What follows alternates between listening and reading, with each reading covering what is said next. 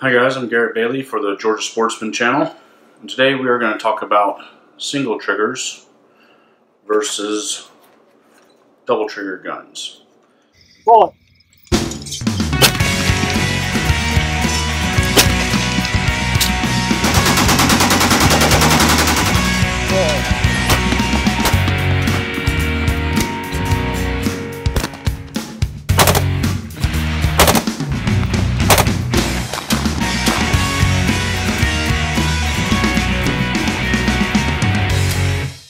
Very brief history lesson. The British kind of perfected the over and under and side-by-side rifle and shotgun back around mid to late 1800s, and everything we've been doing since then has pretty much just been a copy of what they had already perfected. So why I like the double triggers is that essentially it gives you two guns in one. Typically on your over and under configuration like we see here, your front trigger will fire your bottom barrel and your rear trigger will fire your top barrel. Typically, back in the days, guns were fixed choke, so your more open choke would be on the bottom barrel and your more restrictive choke would be on the top. With the side-by-sides, same thing, just in a parallel platform. Front trigger, fire your right barrel, which would be with the more open one, and your rear trigger would fire your left barrel, which would be more constricted. So typically you'd see like a modified on the right barrel and a full on the left, or maybe an improved cylinder on the right and a modified on the left. But typically your more open choke is going to be your right barrel or your bottom barrel in the case of an over and under. So what that gives you is say I am hunting and pull the front trigger and the spring breaks. I've now lost the capability of firing my bottom barrel. However, I still have my rear trigger, which is completely separate from my front trigger, and I can operate and still be in use with one barrel.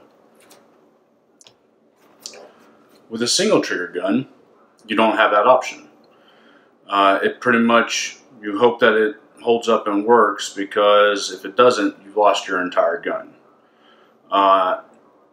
With metallurgy today, I really haven't seen many single triggers break other than competition guns, but it does happen. You know, if you're bird hunting, it's probably not a showstopper. I usually carry two guns with me anyway when I'm bird hunting. Where the big difference comes in was with the dangerous rifles back in the day, having two triggers, where you're shooting at a charging Cape Buffalo or elephant and one of your triggers breaks, at least you have a quick secondary shot with the double triggers. Now, double triggers are not common with most Americans these days. This is a Beretta 687 EELL, which originally had one trigger.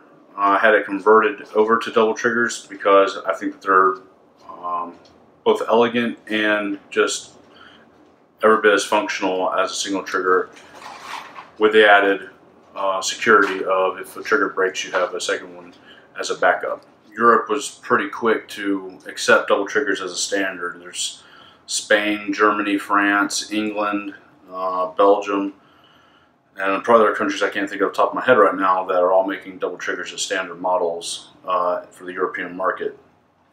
Americans have been rather slow to adopt that for some reason. Seems to be a common misconception that with a double trigger it's harder to select barrels, and you have to, if someone requires movement of their hand and wrist in order to get to that second trigger. But in my experience, that's just not the case. We've got snap caps here. All that has to be done for that second shot for our first barrel and second barrel is simply sliding your trigger finger back to that second trigger, and it is absolutely effortless.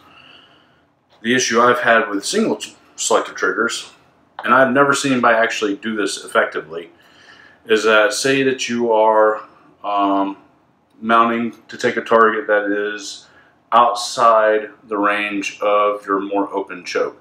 So say I have an improved cylinder on the bottom with a modified on top, I need to use my modified.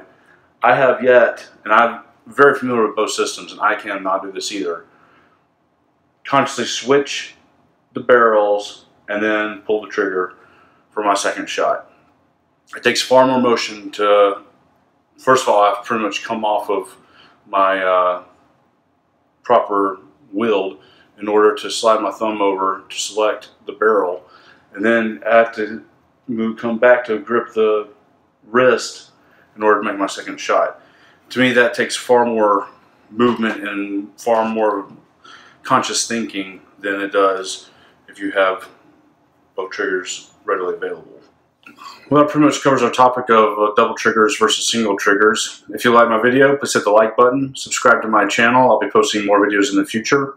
And remember, life is too short to shoot another gun. See y'all next time.